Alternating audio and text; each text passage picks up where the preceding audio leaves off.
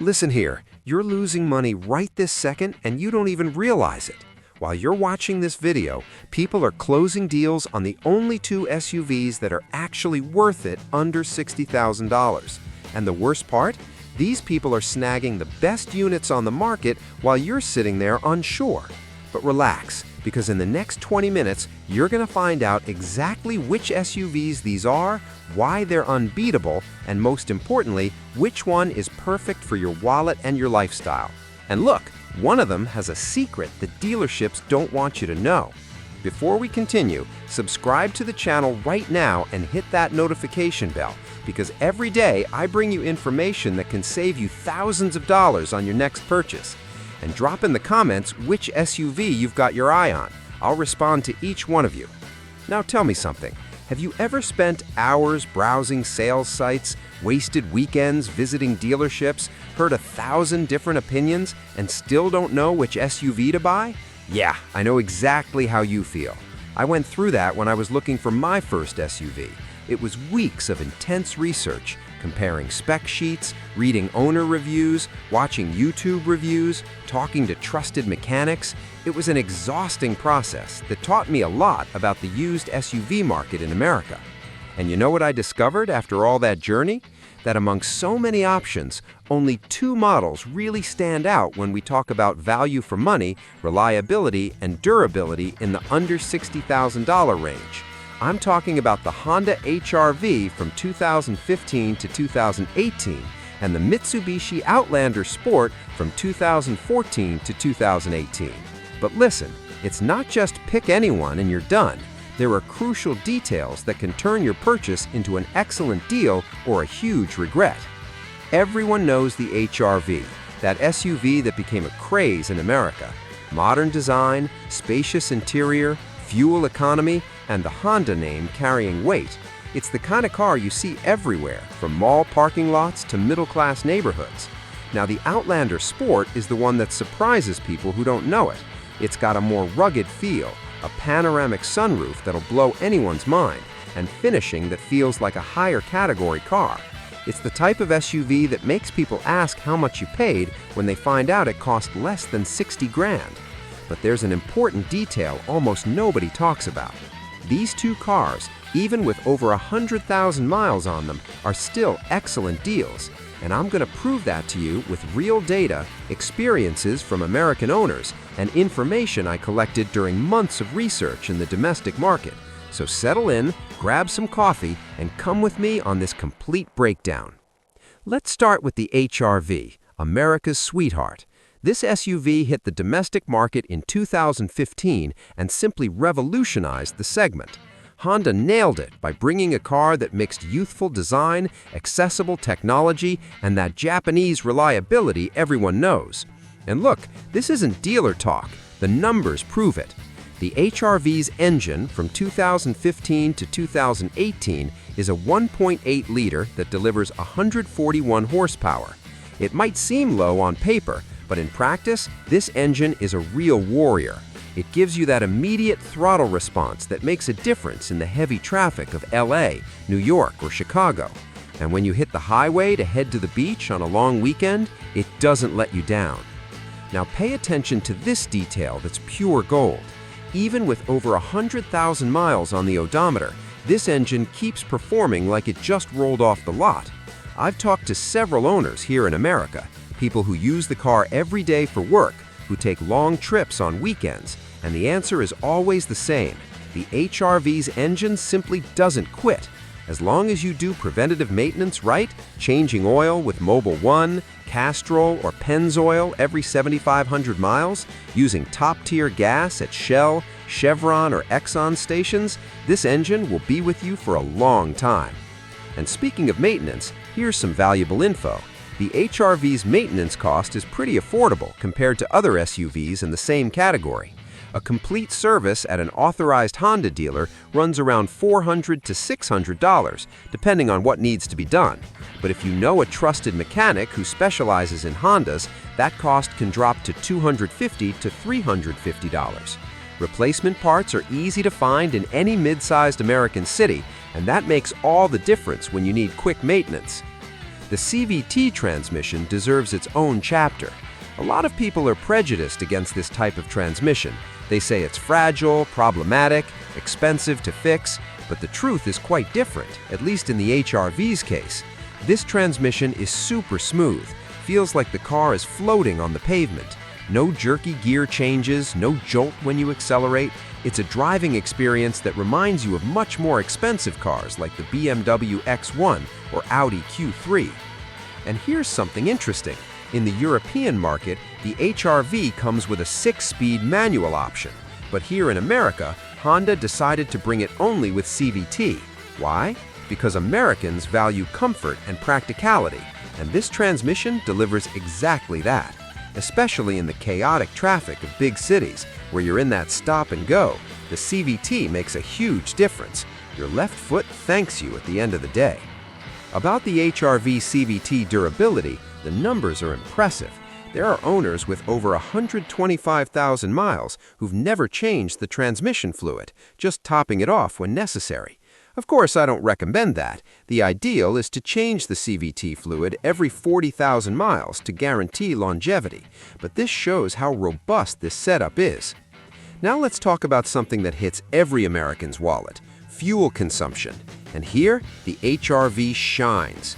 In the city, running in the heavy traffic of the I-405, I-95, or Loop 610 in Houston, it averages 26 mpg.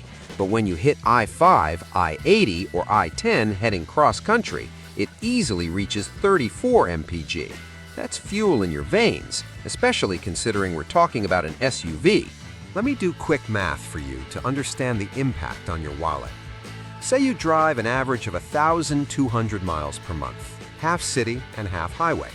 With the HR-V, you'll use approximately 40 gallons of gas per month. With gas at $3.50 a gallon, which is a national average currently, you'll shell out $140 a month. Compare that to other SUVs that get 20 mpg in the city and 26 on the highway.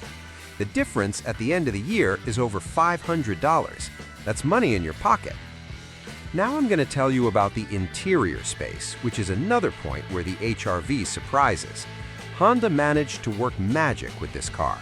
On the outside, it's compact at 169 inches long, easy to park in tight mall spots, fits in compact parking spaces.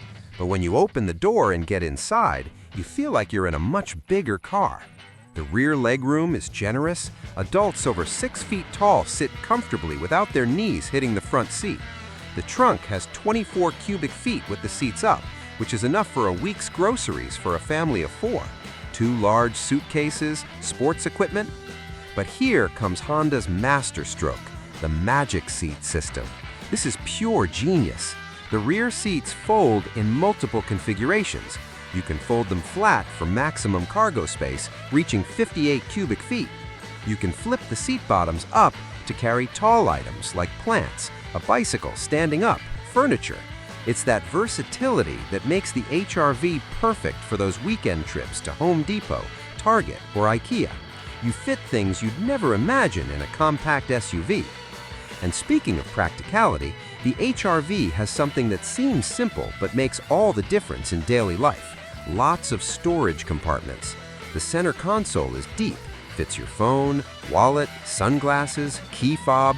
The door pockets are wide, hold a 1-liter water bottle without crushing it. There's a tray under the center armrest, perfect for toll passes. These little things that seem insignificant are what make the car pleasant to use every day. Now about safety, which is a topic everyone should take seriously.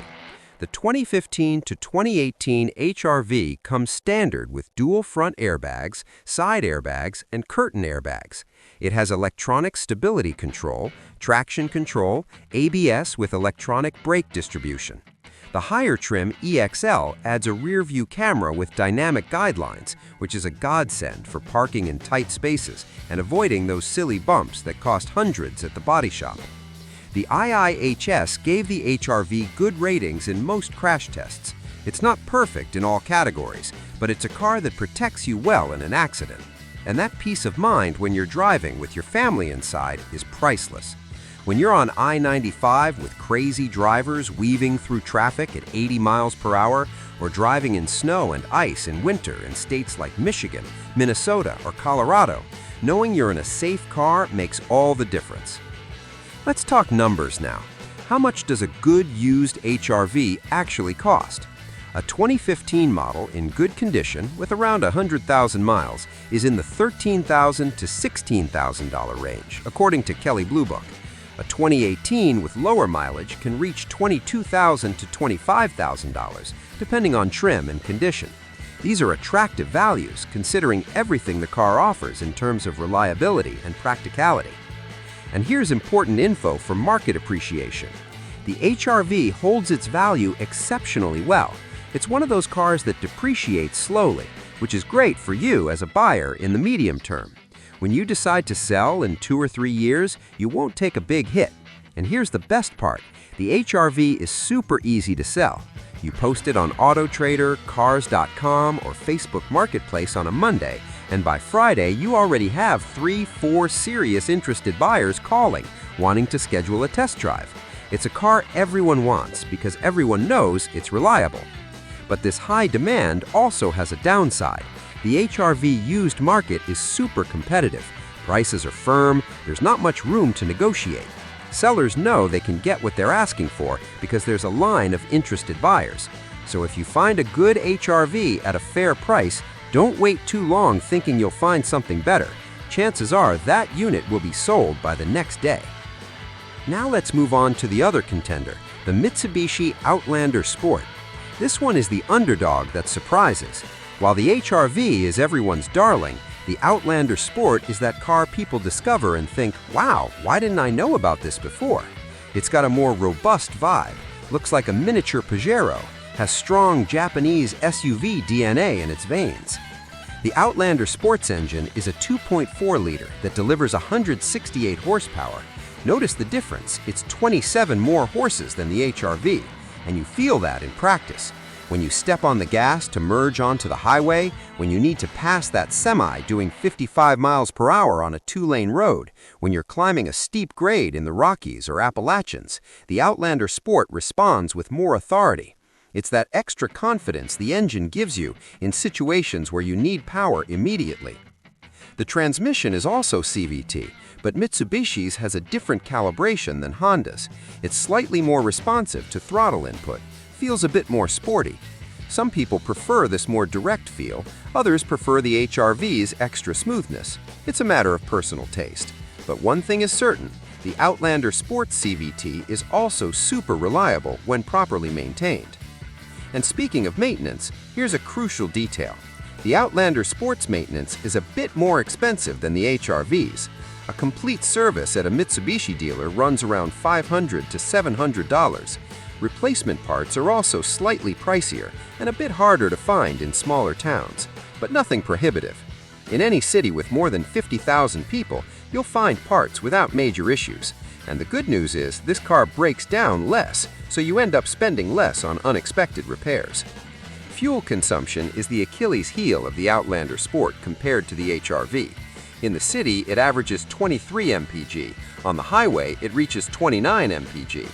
It's not bad for an SUV with a 2.4-liter and more power, but it's noticeably less efficient than the HRV.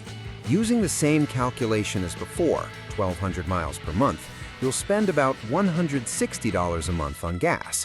It's $20 more per month than the HRV, which adds up to $240 a year. It's a difference you need to consider in your budget. But here's where the Outlander Sport shines: interior comfort on long trips. The seats are wider and more padded than the HRVs. You drive for 5-6 hours straight from New York to Boston, from LA to San Francisco, from Dallas to Austin, and you get out of the car feeling good, without back pain, without that numbness in your butt. The suspension is also softer, absorbs potholes and bumps better.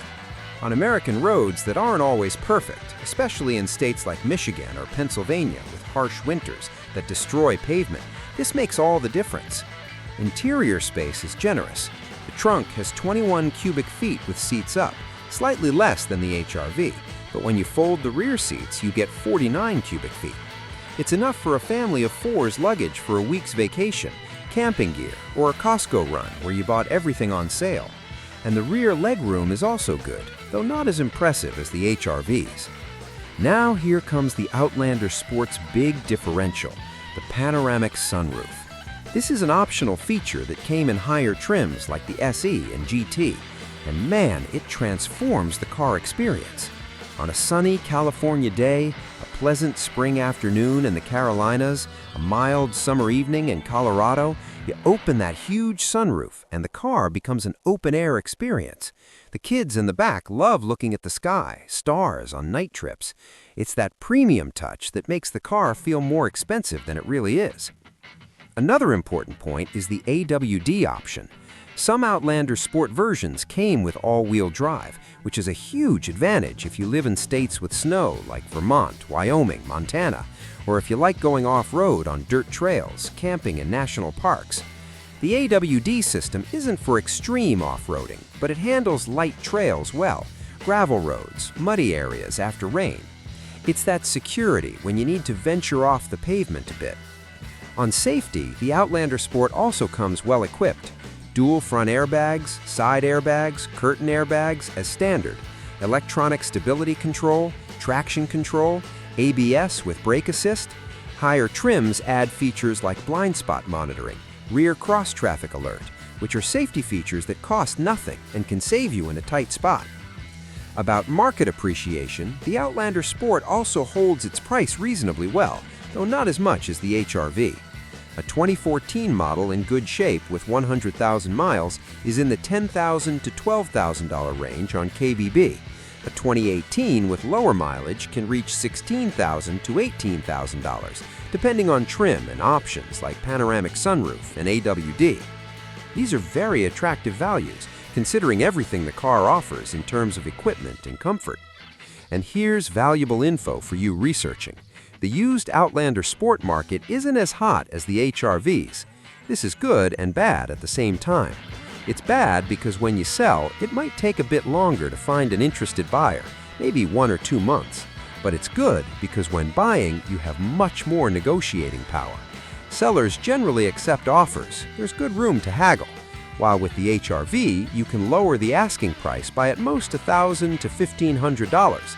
But with the Outlander Sport, you can get discounts of $2,000 to $2,500 with good negotiation. Comment below which of the two is winning your preference so far. And if you haven't subscribed to the channel yet, do it now, because I post new videos every week about SUVs, used cars, buying and maintenance tips. Let me tell you about my personal experience with the Outlander Sport. I bought a 2015 GT AWD model, which is the top trim with all-wheel drive and panoramic sunroof. The car had 105,000 miles when I got it. I was hesitant at first, thinking it might have mechanical problems right away. But man, the car ran another 20,000 miles with me. It's at 125,000 on the dash now and hasn't had a single serious mechanical issue. I only did normal preventative maintenance, synthetic oil changes with Mobil 1 every 7,500 miles, filters, brake pads when needed. The engine stays strong, doesn't lose power, doesn't burn oil. The CVT stays smooth as day one. The suspension stays soft, no noise. The durability is impressive. And you know what impressed me most about the Outlander Sport? Mitsubishi's reliability. This brand has a strong tradition of making durable cars that take a beating. Anyone who's had a Montero running 200,000 miles, an L200 working hard without issues, knows what I'm talking about. These are cars built to last, built to run a long time without giving the owner headaches. And that has value, especially when you buy used and want peace of mind. Now, let's do a direct side-by-side comparison to help you decide.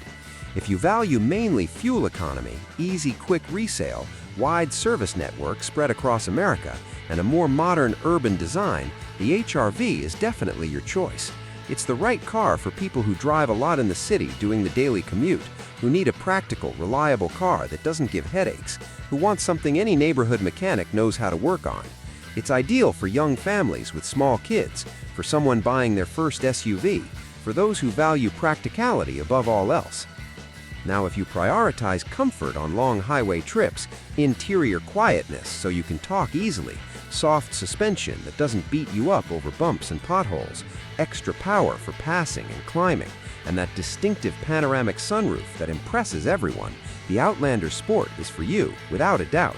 It's perfect for people who travel a lot on weekends, who hit rough roads frequently, who want a car that conveys robustness and solidity. It's ideal for those seeking an SUV with that extra luxury and refinement without paying premium car prices. Let me give you some practical tips based on conversations I had with dozens of owners of both cars in Facebook groups, forums, and in-person meetups. If you live in a big city like LA, New York, Chicago with heavy daily traffic, tight mall parking with low ceilings, the HR-V has the advantage. It's more compact, more agile, easier to maneuver in tight spaces. Now, if you live in a mid-sized or small town, have a spacious garage, or even live in a gated community or on acreage and need to hit dirt roads occasionally, the Outlander Sport with AWD is unbeatable in versatility. For those with a tighter budget who can't go over $12,000 to $14,000, the Outlander Sport offers better value without a doubt. You find great options starting at $11,000.